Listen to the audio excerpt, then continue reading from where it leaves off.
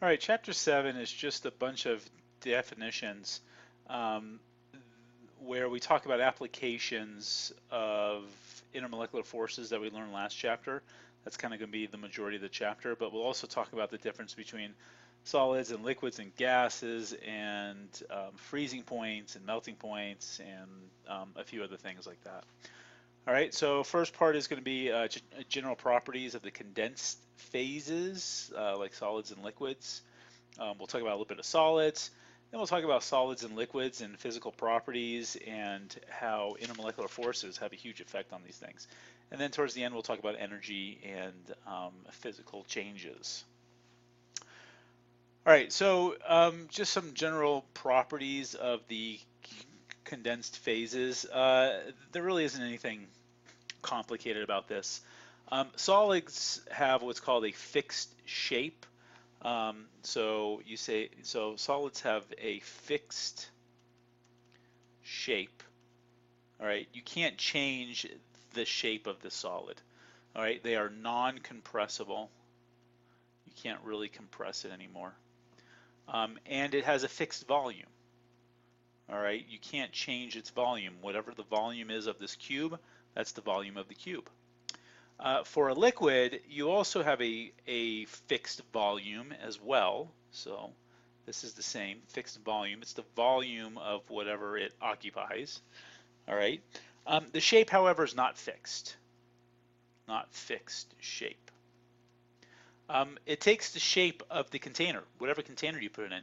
If it's a container of the glass, if you pour it on the ground, it's on the ground. So it doesn't really have a fixed shape. And it's slightly compressible. Put slightly here. Because you can, pretty much a solid is the most compressed state that you can get of a liquid.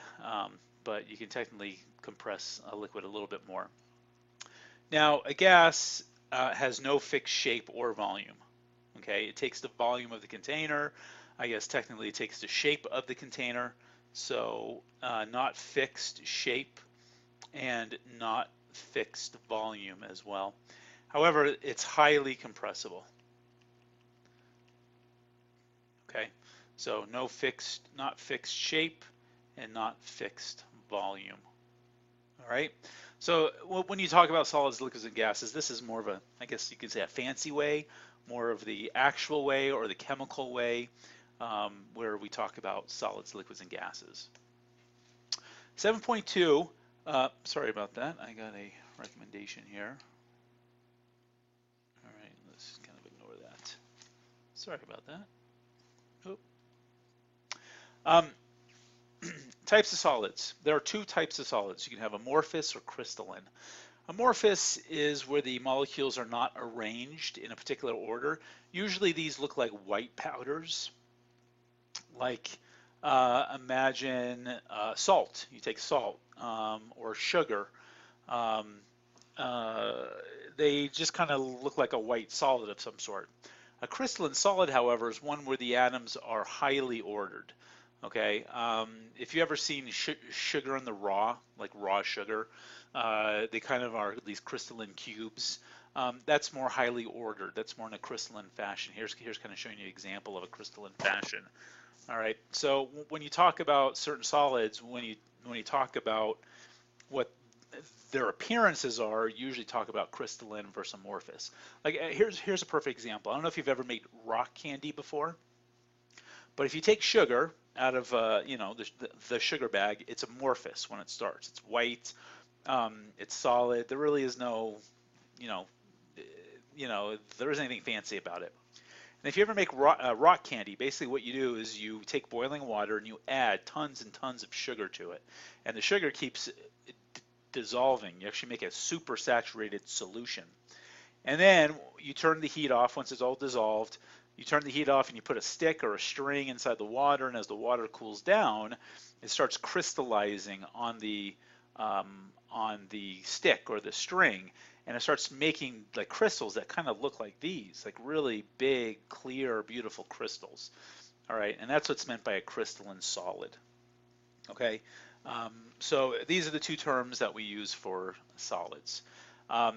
You can also then go a little bit further and then talk about, is it an ionic solid or is it a molecular solid? And again, we've talked about the difference between ionic and molecular. Ionic is where you have ionic bonds, all right? You have things that have you have a cation and an anion, all right? So an example would be like salt, for an example, all right, because it's composed of sodium and chloride ions. Moleculars, and these are held together by electrostatic interactions, electrostatic forces, because you have plus charges and negative charges. Molecular solid would be ones that are not ionic. So water is an example, sugar is an example. And these molecules are held by polar and nonpolar forces. So mostly dipole-dipole forces, but if obviously they are nonpolar, then you would have a dispersion force. All right, so these are just different types of solids. Another solid would be an atomic solid, and these are mostly with metals. So imagine you have a hunk of iron or something. All right, if you go down at the atomic level and you look at how these atoms are arranged to each other, it's actually kind of interesting. It's not like you have an iron atom next to another iron atom next to another iron atom, okay? That's really not how it looks. What it basically is the electrons are like kind of freely swimming around all of the nuclei. So that's kind of what they're kind of showing here. You have the nuclei, and then the electrons are just kind of, you know, swaying or swimming, however you want to say it, all the way around all the nuclei. And these are mostly the valence electrons. So we're talking the valence electrons. The inner core electrons are tightly bound, but this is more the outer electrons. And this is what gives the property of electricity to atoms. All electricity is electrons that are moving. It's the movement of electrons. When electrons are moving, you have electricity. So copper, you know, the electrons are actually held very weakly to the nucleus. That's why copper metal is so common in our building, in like buildings and wiring, because the electrons move very, very freely. Same with gold and silver. Gold and silver are used in computer chips.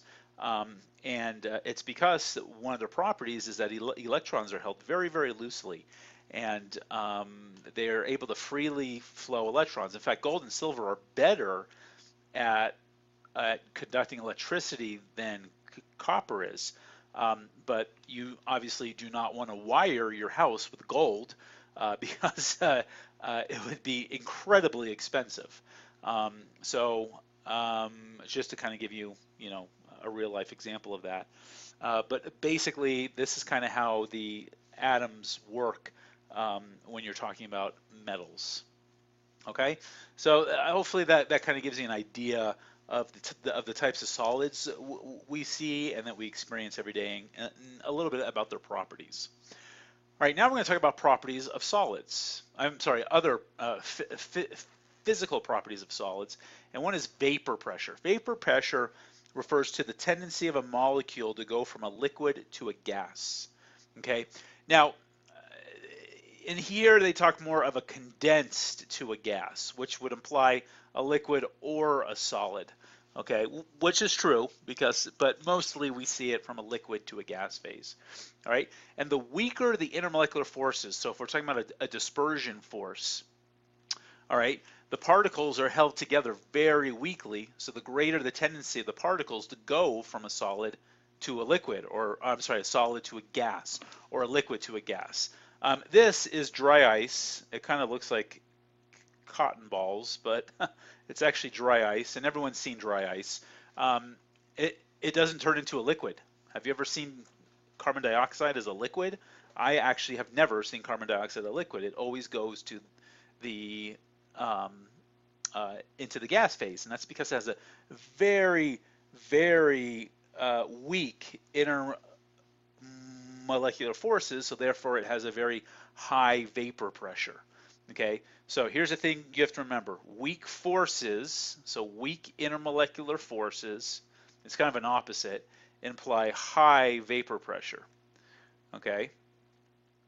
So why is this kind of an opposite effect? Well, this is talking about it requires a very high pressure to exert upon the gas in order to keep it into the liquid or the gas phase.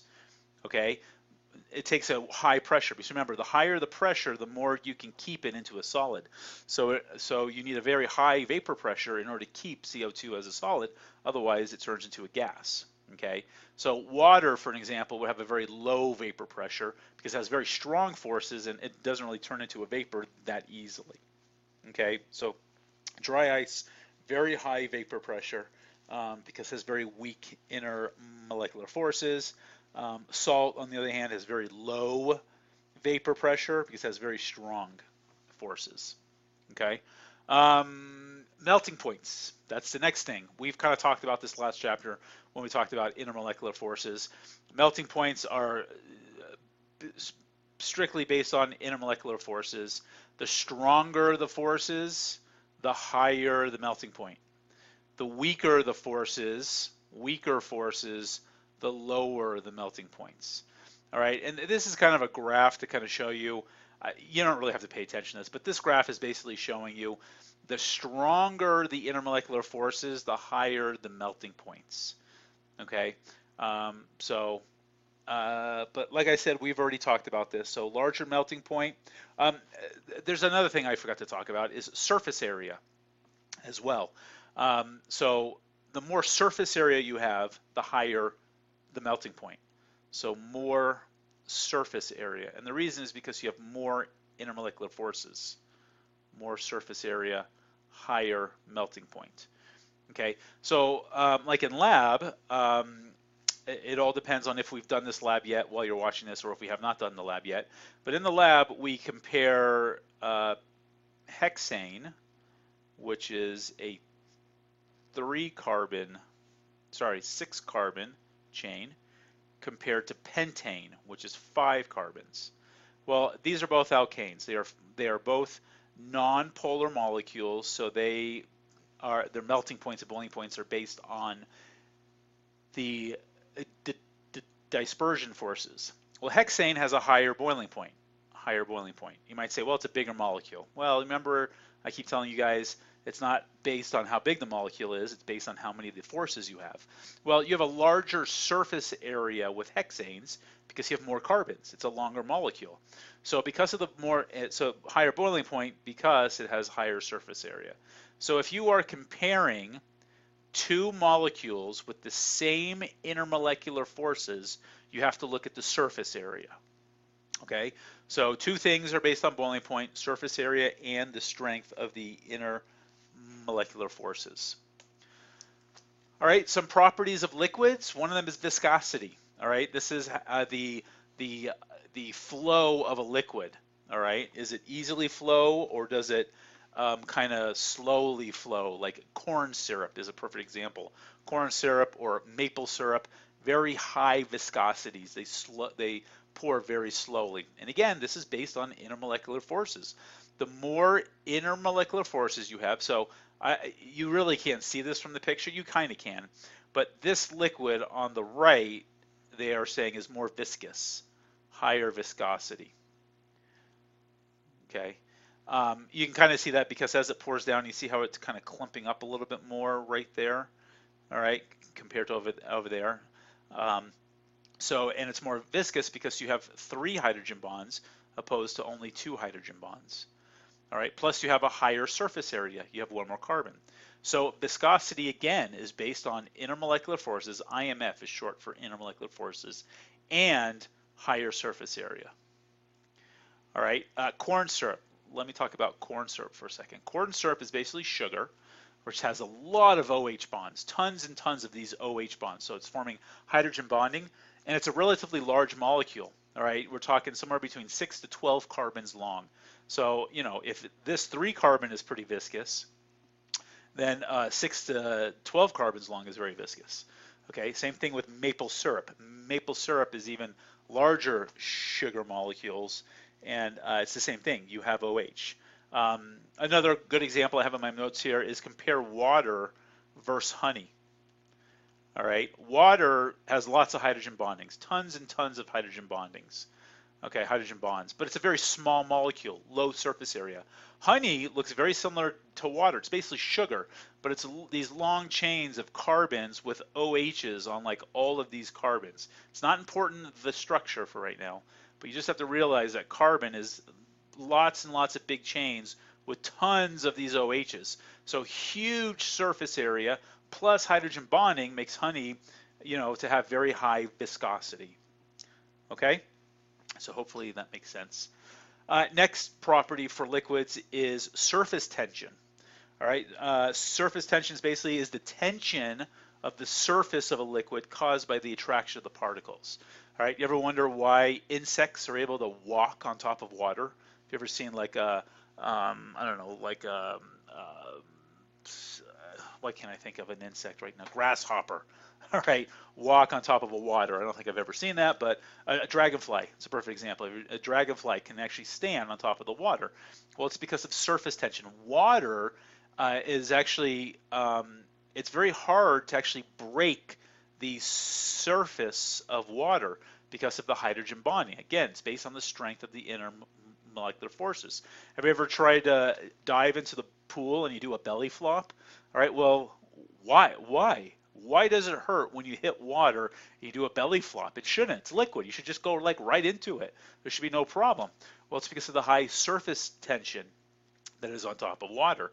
Okay, so the forces on a molecule on the surface of a liquid do not cancel each other out, meaning you actually have pretty strong interactions here between all these waters. It's not like each particle is all by itself.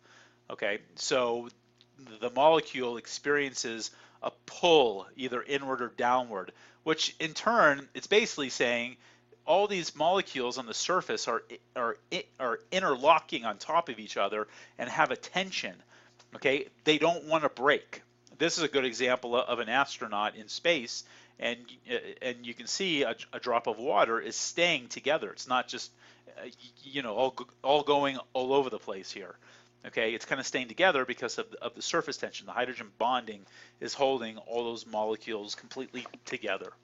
All right. And then let's see, physical properties of vapor pressure. We've already talked about that, but this is talking about the difference between a volatile compound and a non-volatile compound. Once again, this is based on vapor pressure. So volatility is based on vapor pressure. All right, those with very high vapor pressures are volatile, which we've talked about. Because remember, weaker forces, you would think it's the other way around. It's kind of opposite. But weak forces have high vapor pressure, therefore they are volatile. Okay, so like our gasoline that we put into our car is basically hydrocarbons, weak forces, high vapor pressure, very volatile, that evaporates very easily. All right, non-volatile, perfect example would be like water. Water is an example of a non-volatile liquid. Okay, boiling points, same exact analysis as we did with melting points. Nothing's different here.